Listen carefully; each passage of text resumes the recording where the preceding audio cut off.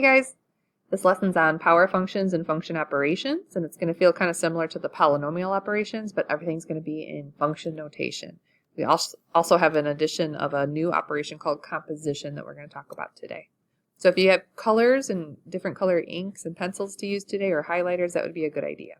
So the first thing I notice is they give me two functions here at the top. We have f of x, which is the function 2x, and then we have g of x, which is the function 3x plus 1. So we can do all the operations, and they might notate it this way, which is called function operations. So it says find a new function h of x, where you take f of x plus g of x. So we're going to do exactly that. I'm going to take function f of x, which is 2x, and we're going to add it, as addition, to g of x, which is 3x plus 1. There's going to be no need for parentheses because there's no distribution. And, ooh, I didn't mean to do that. Ooh, I really didn't mean to do that. Okay, so our final result is going to be called h of x. I should have moved that over a wee bit. Forget it. This is the kind of day I've had, guys, let me tell you. All right. All right, back to the drawing board here. We have 3x plus 1. All right, so now function h of x, we can simplify a little bit. So 2x plus 3x would combine to a 5x, and then the only constant is plus 1. So here's our new function, h of x, simply by adding them together. All right, same idea for subtraction. This time you do have to be careful about parenthesis usage. So function f of x first, and then we're going to subtract all of function g of x. So we're going to need to use parentheses around g of x. So here, you got to be a little careful because you are subtracting not just the 3x, but also the 1. So h of x, I'm going to take 2 steps to simplify this. I'm going to show the distribution. And then when I collect like terms, I'm going to get, let's see, negative 1x or negative x, and then minus 1. There's function h of x. All right, girl, pick a notation. What are you boxing in or underlining? Here we go. Let's talk about multiplication next. So multiplication generally does need parentheses because you have more than one term sometimes in the polynomials like we do in function g. So f of x is just a monomial. I don't need parentheses around that. But when we multiply it by g of x, because g of x is 2 terms, we're going to have to use distribution again. So I do need parentheses. This is not simplified. We're going to need to distribute the 2x to each term. And then this time we don't have a whole lot of work because once we distribute, we're done. So 2x times 3x is 6x squared. And then 2x times positive 1 is plus 2x. So each time we got a new function based on different operations, even though we started with the same functions f and g. Division is the weird one. So easy to set up today. So weird when it comes to domain restrictions. So function h of x is found by taking f of x and dividing by g of x. So I'm going to place function f of x in the numerator and then g of x in the denominator. And that's all you do to set it up. I know it seems like a trick question. You're like, that's it, and that's it. Because you can't take a linear and divide it by a linear. Well, you can, but we're not going to today. That is the function for f divided by g. Now, this is the weird part, the domain restriction. Remember, the one thing in the world we can't divide by is a 0, because it's an undefined expression. So this denominator, this 3x plus 1, it cannot come out to the number 0, because if it does, we have an undefined expression. So what we're going to do is we're going to solve this anti-equation. It's called, it's not an equation, but an anti-equation. We're going to solve it by subtracting 1. So we end up with 3x cannot equal negative 1. And then keep solving. We're going to divide both sides by 3. So what we just found out was that x cannot equal negative 1/3. Let's think about that for a minute. If you were to plug in a negative 1/3 right there, you'd get 3 times negative 1/3, which is negative 1. And then you'd have negative 1 plus 1, which is 0. And we just said we can't have that. So as far as finding the domain restriction, if you want a list of steps, it's just take your denominator, set it not equal to 0, and solve. Kind of weird, right? All right, if you thought that was weird, you're not going to like this either. This is even weirder. We're going to do composition of functions. We have 2 different functions this time, but I'm going to stick with the same colors. There's function f of x, and here's function g of x. And we're going to compose functions, which literally means to create a new function, right? You compose music by putting notes together and creating some new music.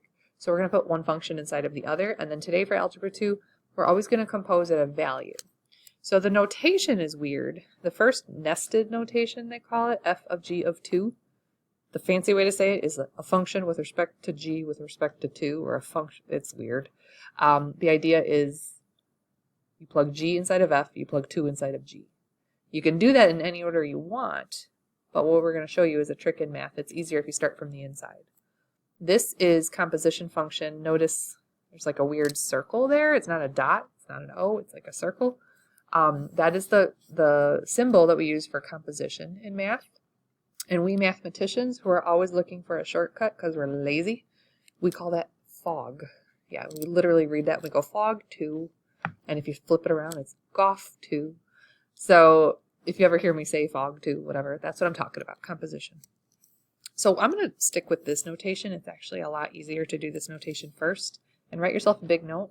When you're evaluating at a number, start on the inside. It's like a good motto for life. You know, you want to improve yourself, start on the inside, right? All right, so start on the inside, and the inside says figure out g of 2. So the first thing we do is we figure out what happens, whoops, not that, when you take function g and you plug in a 2. So remember, function g is this guy over here. So 2 times x minus 1, and they want you to plug in a 2 for that. All right, so 2 times 2 minus 1, that would be 4 minus 1, that is a 3. So that's your first stop here. Then your second stop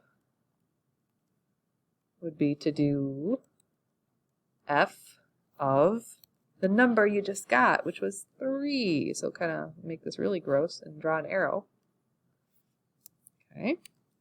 So if now I go to function f, which is 3 times x, and then they want you to plug in now a 3 for the x, we get an answer of 9. And then the final answer you get, once you've gone through the nesting, that's it. This is your answer. Right here. The answer is 9.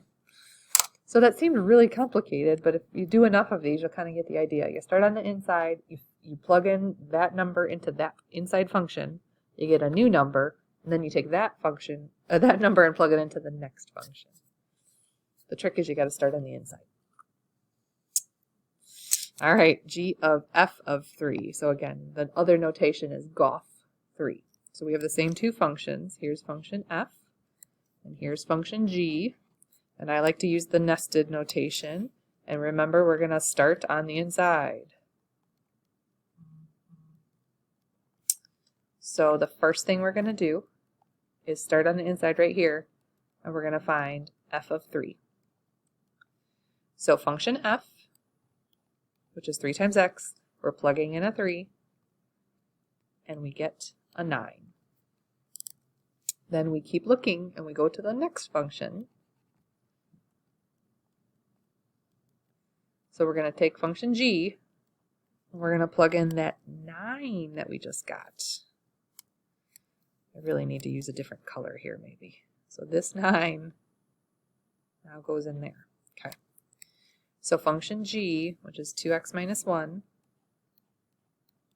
and remember we're plugging in that 9.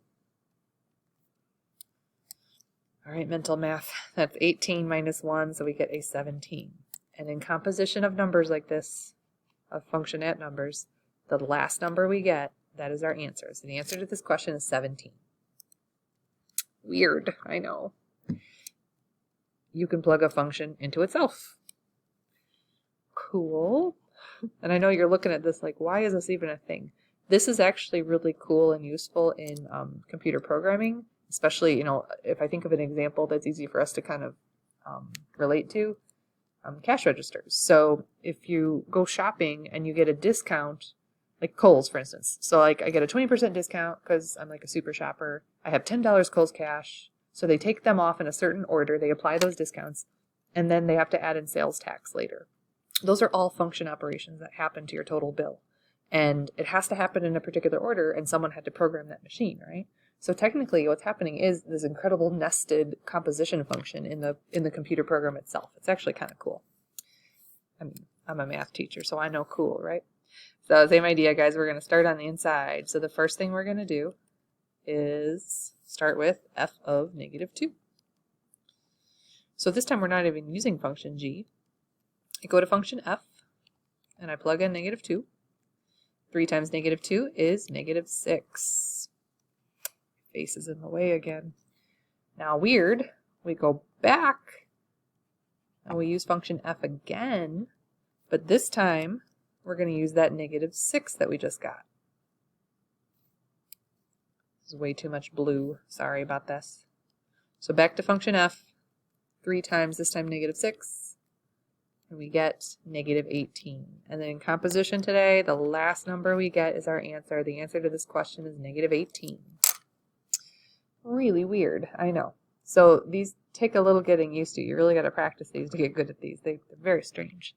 We have some more examples of various function operations, and we tried to switch up the notation a little bit because these show up a lot on the SAT and college level entrance exams.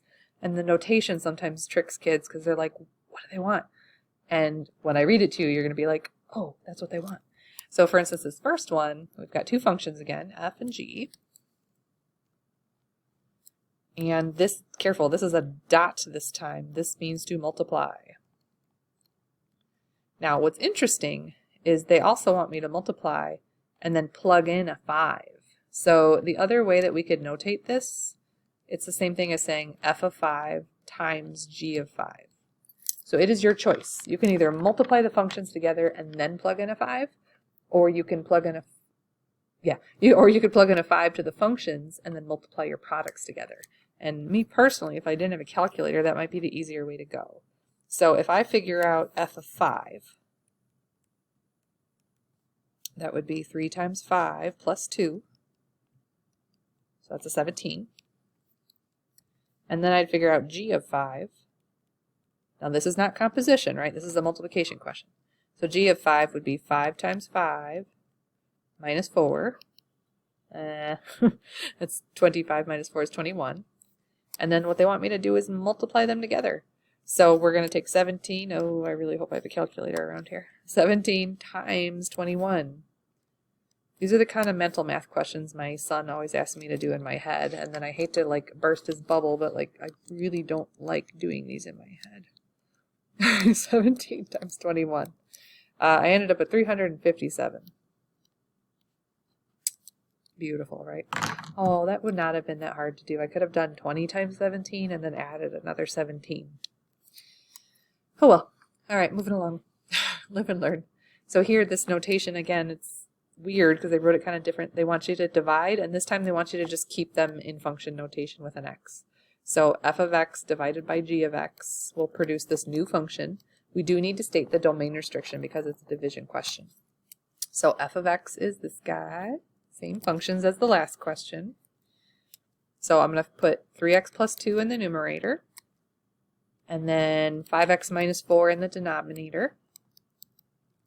And that is the new function of f of x divided by g of x. That's it for today. The only thing we have to do now is come up with the domain restriction. So remember, the domain restriction is where you're telling me the one thing that x cannot be. So what we do is we take our denominator, this bottom guy, so 5x minus 4, and we say it cannot equal 0. And then we solve this anti-equation. So adding 4 to both sides, trying to write really small here. So 5x cannot be equal to 4. Meh. My window's going to be, oh well, scroll. There we go. And then one more step, we're going to divide both sides by 5. And turns out x cannot be 4/5. That's the one number we can't have because it'll produce a divide by 0. So division, easy to set up, weird to come up with the domain restriction. All right, this question is kind of like that previous question where it's f, and this is a multiplication question, f times g, but then they want you to plug in a 4. So again, it's up to you. You want to try to multiply them together and then plug in a 4, or do you want to plug in a 4 to each and multiply the answers together? And I'm here to tell you it'd be easier if, actually, the really only way to do this is to plug in a 4 first and then multiply your answers together. So f of 4, we've got some absolute value bars here. So we have the absolute value of 2 times 4 minus 1. That would be 8 minus 1, so 7. The absolute value of 7 is still a 7. All right, same idea, but this time with function g. G of 4 would be 5 times 4 minus 4. So what is that, 16? I was going to try to be cool and multiply these together, but I don't think I'm going to. All right, 7 times 16. It'd be really embarrassing when I mess it up, right? Oh, I can probably do this in my head. Oh, it's such a bad idea. This is like 10 and 6. So 7 times 10 is 70, and 7 times 6 is 42, and 70 plus 42 is super 112. This is where some kid's going to be like, no, it's not. Now, if we were live in class, you all would have checked me. It is 112. Confidence, girl. Have confidence. All right. This is composition. This is that nested notation. So we're composing, which means, again, we start on the inside. So we have that same function g from the previous question, the same function f, and we're going to start on the inside. So the first thing we do is we figure out g of negative 2. And that would be 5 times negative 2 minus 4. So mental math, here we go. That's negative 14. So then the second thing we do is figure out function f at that negative 14 that we just found. So function f is the absolute value of 2 times negative 14 minus 1. All right, mental math, don't fail me now. Let's see. That's negative 28 minus 1 is negative 29, but when you take the absolute value of negative 29, you get 29. And remember, composition, the final answer you get, that's your answer. And that was it. All right, weird lesson, and the notation is what's the weirdest thing, in my opinion. Unfortunately, this is like dipping our toes into upper level math. They like to do fancy notation. Your college entrance exams like these questions. Your SAT likes this question, these types of questions.